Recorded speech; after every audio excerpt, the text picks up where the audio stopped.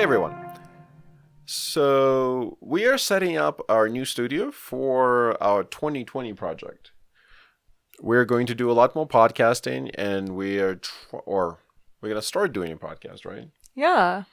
And we're trying to set up a really easy to use kind of environment for ourselves. So we decided to try using OBS, which is something that's very popular and that everybody uses for screencasting and such. And we wanted to use a webcam because we figured, that'll be easy. We'll just have a computer, we'll turn on the computer and start recording with a webcam, and it's there. And, and it is 2019, how bad can it be? And we've tested out several cameras. We actually bought 4 of the top of the line ones that we could find, and the results were not very good.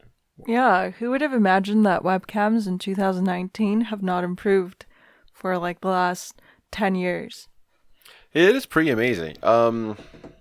So the cameras that we tested out were the Logitech actually I have them right here. I think it was the 922. Yeah, here's the... we also tested out the... This is the 922. We also tested out the C930e.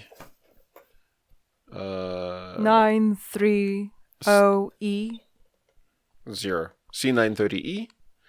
And that's a more of a kind of a corporate web meeting environment type of camera, I guess.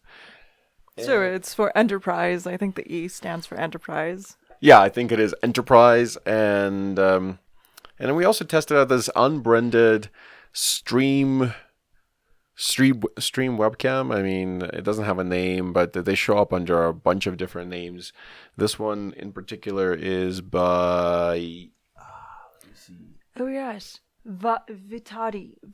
Vitade, yeah. Something like that. Well, whatever, it's some Chinese name. I've seen these cameras under a bunch of different brands on Amazon, so they're not, unique to this particular brand. This is one of those that has a ring light on it. Razer also released a web camera that has this ring light in it, and these ring lights are utterly pointless. First of all, you have to remember they're running from your USB port, so they're pulling like at most 900 milliamps at 5 volts, which is nothing. So just don't buy the gimmick of the ring light. I guess if you're like standing right next to it like this, it might work. But in a completely dark room, yeah. If you're in a black, like completely dark room with no lights in it, and that's the only source of light, you will have some image versus no image, but generally speaking, the ring lights are utterly pointless. Of course, your screen will be emitting some light as well, so... Yeah, your laptop screen will create more light than this ring light. Anyways. It's a gimmick. So basically, the only thing we want to concentrate on is the quality of the cameras. And as we were talking, we're basically had all 4 cameras popped out. In post-production, what we're going to do is we're going to have all 3 webcams that we're testing right now on the screen, and in the right bottom corner you'll see our Lumix G7, which is obviously far higher quality, but they're set up in the same spot with the same lighting, so that way you can really see the difference between the 4 of them. So while we were blabbing around and talking about them, hopefully you get a chance to pick which one you like more. And now we're going to do a big reveal and pop on the screen the names of the cameras that we're reviewing. Okay, through the magic of editing, now you see which cameras are where. And now we can look at them. Now I have them running right here on our screen, and we can take a look at them a little bit more. We were looking for a 1080p 60 frames per second web camera. Yeah, right? Yeah, and we weren't looking for anything very specific other than, we wanted it to be 1080p, like Yuki said, and it's got to be... We were looking for good color reproduction, sharpness, and... just good dynamic range. Yeah, good dynamic range. We have studio lights right now lit up here, nicely, evenly color-calibrated lights and stuff, so it's a well-lit room. And it's the best type of environment that these cameras would be found in. So, but since we're using it for this purpose, we wanted to give them the best shot. Were we concerned about the price at all? No, well, I mean, within reason, but anything under $100 or even anything under $200, really, we were willing to consider. And the Logitech does make a 4K camera, which I forgot what the name of it is, but it's also a webcam. But that one apparently has, from everything I've seen, really horrible quality as well. So these webcams, they're just really soft. So we were starting from the experience of our mobile devices. We have iPhones and we have the cameras that the iPhone has for FaceTime. And we were also starting from the point of view of our Lumix mirrorless camera. As a matter of fact, I'm gonna go ahead and right now, this is Yuki's iPhone 7. So what is it? 4 years old now? Something like that. Something like that. It's at least 4 years old. So what I'm going to do really quickly is I'm going to shoot on it using the front-facing camera. So let me switch to video, and I'll switch. Which has a lower quality image, as you might know. This is the the tiny front-facing camera on this phone. And I'm going to shoot a quick video. I'm going to hold it basically next to all of our other cameras, and I'm going to record the video. Hi everyone.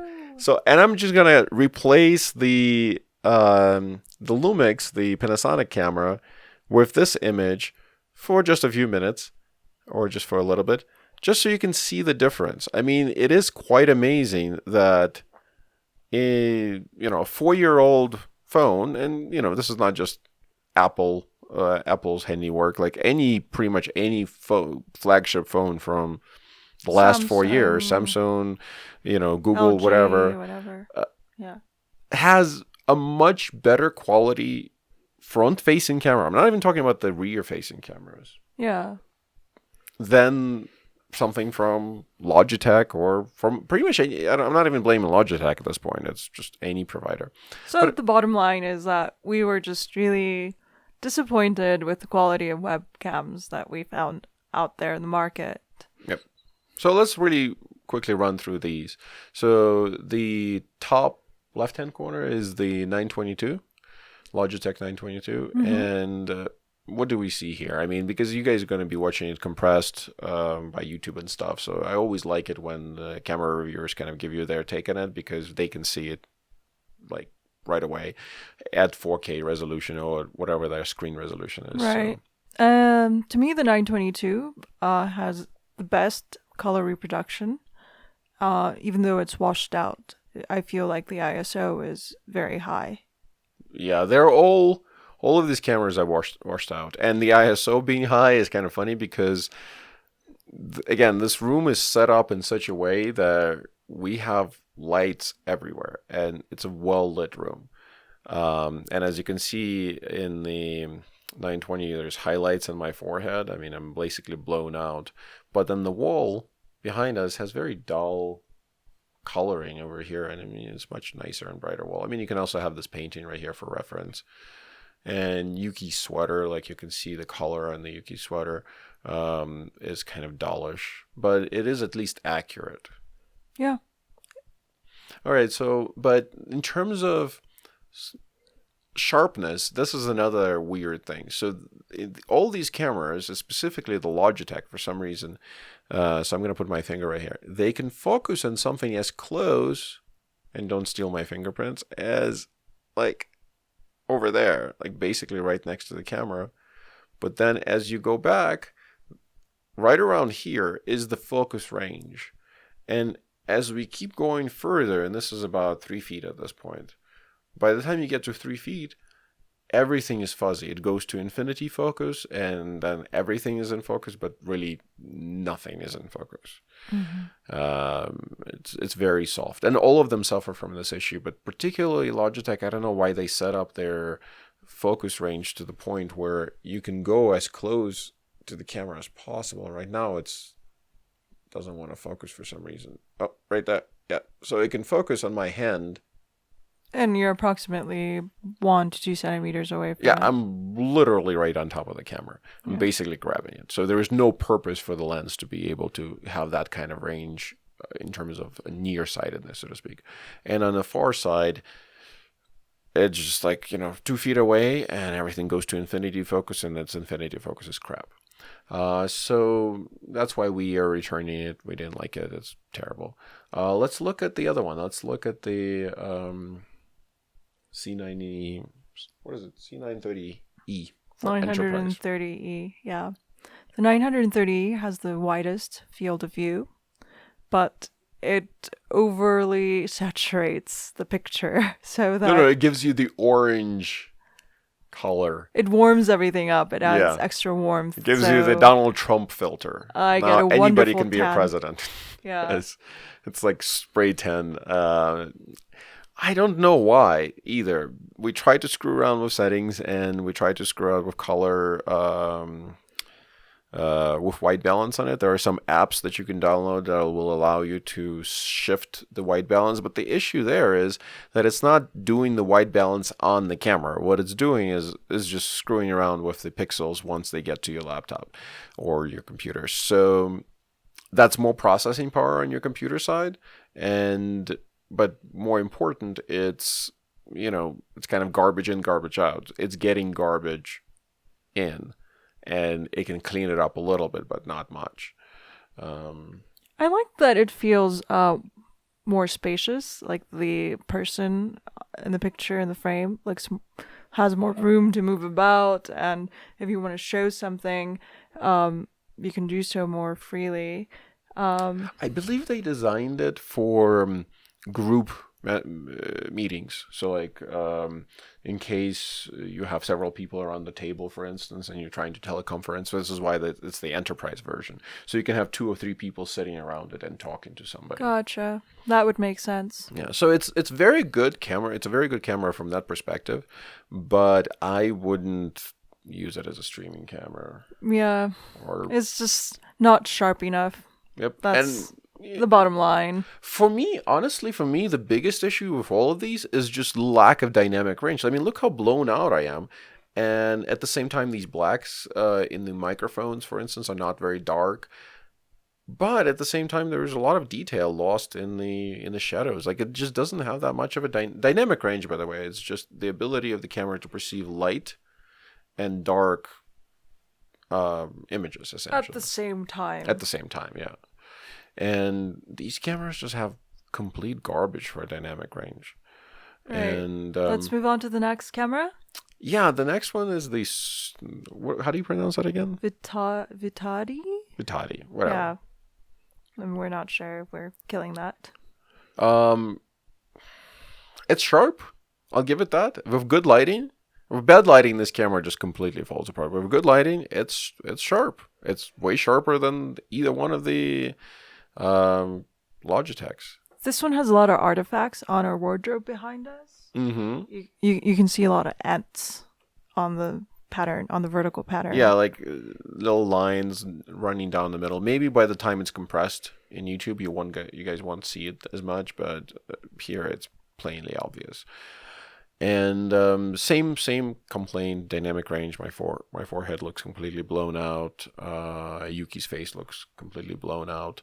Her shirt looks washed out. Washed out.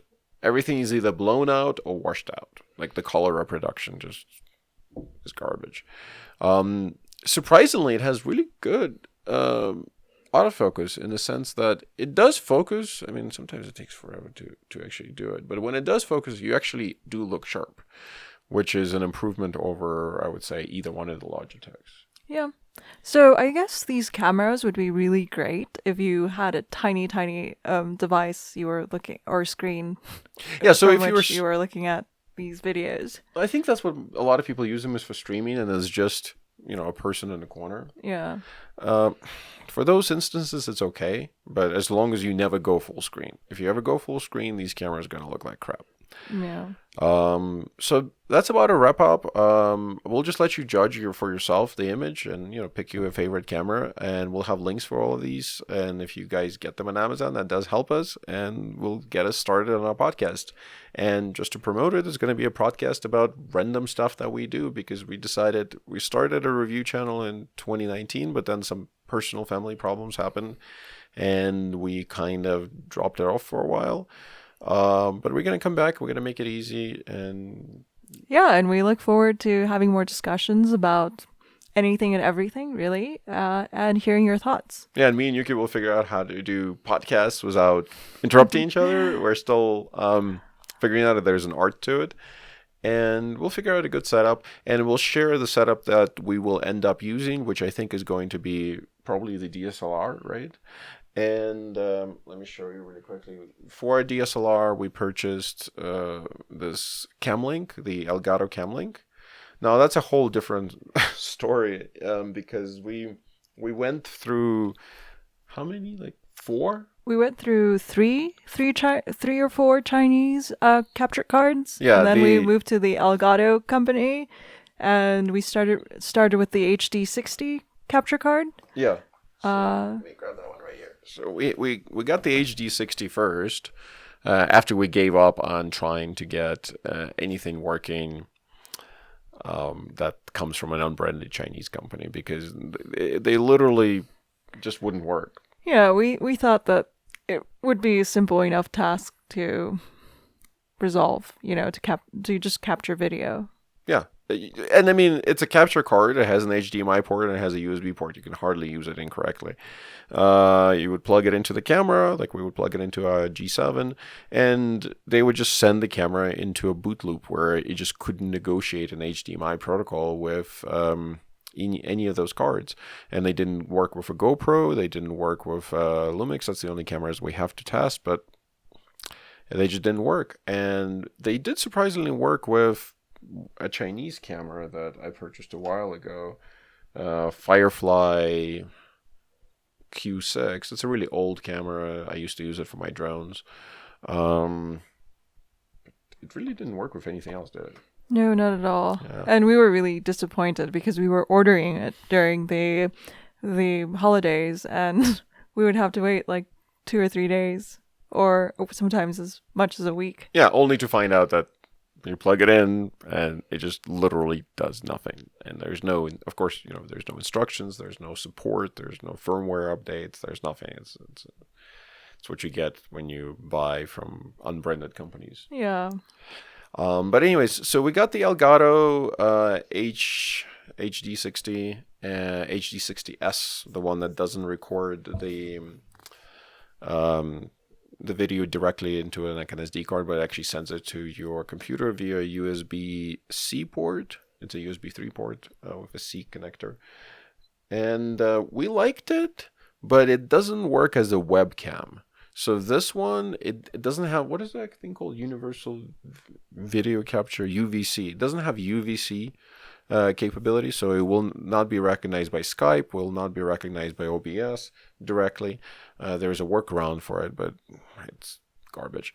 So then finally we gave in and we purchased the Camlink 4K. Yeah, and the Camlink 4K works really easy. It's, I think I have it.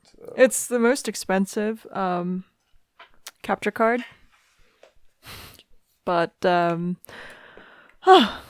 we couldn't find anything else. The Chinese capture cards we were looking at were ranged in price from $50 to $80.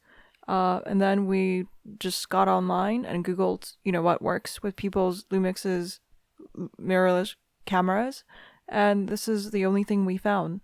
Yeah, so this is the Camlink, and it basically has a USB port on the other side, on one side, and don't worry about the USB port. It comes with little extension cables, so you can plug it in like so, and you basically have your your capture card right here, and then the HDMI goes in there. It doesn't have any other frills, it doesn't have microphone inputs or anything like that. But unlike everything else that we purchased, it actually does what it says in the tin, so to speak. It actually captures HDMI at 4K or 1080p. 4K it only does 30 frames per second. 1080p it does 60 frames per second. And outputs it to your computer, and it's recognized as if it was a webcam. It does have 120 to 150 millisecond latency, so it's probably not something we would ever use for Skype or something like that. Probably. Because, on top of the Skype latency and stuff, it'll be extremely annoying talking to people. But for streaming, definitely a win, I think. And you can also use it to stream your computer's screen to another computer. So if you want to do screen recording, if you're playing a video game or doing coding tutorials, something like that, you can actually record on another computer. That way you can have the full power of your computer devoted to whatever you're doing. And I'm sure you'll hear us talk more about this in future videos. Yeah, so I think we're pretty much done. That's a wrap. Right. Hopefully you enjoyed it, and pick up some of these cameras if you do need a. Which one we would choose if we actually needed a webcam? I would go with the Cheeto Cam. Maybe our unit is broken, honestly, because it looks extremely orange. Yeah, and after the Cheeto Cam, I would go with the 922. Yeah. They're really close, really, for me. So my final decision would really depend on the price. For me, the 922 is probably the best looking camera when it's small. Because then you don't care about sharpness as much, and you care more about like lights and dynamic range and stuff. And it does have like the best dynamic range out of these three, which is not saying much really. The really cheap Chinese circle camera, it looks good here in low light. So if you actually used it as a webcam, it looks like complete garbage. And the 930e, if you have a lot of people and you need to do a group Skype, it's a good camera, but you do look orange. But that doesn't stop people from being presidents, so. All right. That about wraps it up for us. Bye-bye. Bye.